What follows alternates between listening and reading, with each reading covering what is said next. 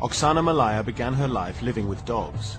Rejected by her mother and father, she somehow survived for 6 years, living wild, before being taken into care. There are few cases of feral children who have been able to fully compensate for the neglect they suffered. Oksana is now 22, but her future still hangs in the balance. Have scientists learned enough from previous cases to rehabilitate her? One of the central questions in all of science that has to do with humans is, are we a product of our genes or are we a product of our experience? The old nature-nurture issue.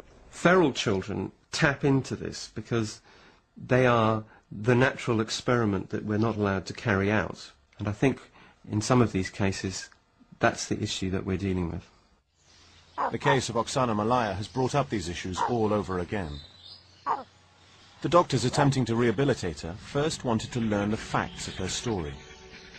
The information was sketchy. Oksana was born in November 1983. When the baby girl was born, she weighed 5 pounds 11 ounces and didn't have any abnormalities. Her parents were alcoholics. One night, too drunk to care, they left their daughter outside. Looking for warmth, the 3-year-old crawled into the farm kennel. She curled up with the mongrel dogs that probably saved her life. Mum had too many kids. We didn't have enough beds, so I crawled to the dog and started living with her.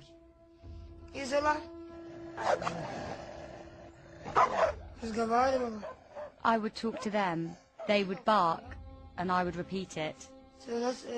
That was our way of communication. A concerned neighbor finally reported Oksana's case to the authorities when the girl was 8. By then, the effects of her time with dogs had had serious consequences for Oksana's development.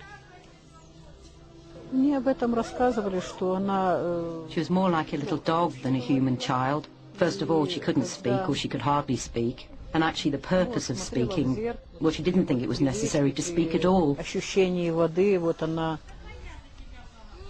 When we're talking about how does a child learn to live with dogs, there's obviously no deal as such, but there's give and take. So the dogs are giving their love, their attention, their acceptance in a sense. And what the child must give is that they've got to learn to adapt to the dog's situation.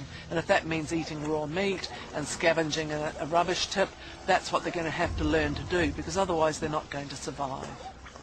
She used to show her tongue when she saw water, and she used to eat with her tongue and not her hands. She couldn't understand what a mirror is, and when she was showed a mirror, she didn't even recognize herself. She didn't even look at it. Oksana's lack of self-awareness makes her, in some respects, more like an animal than a human.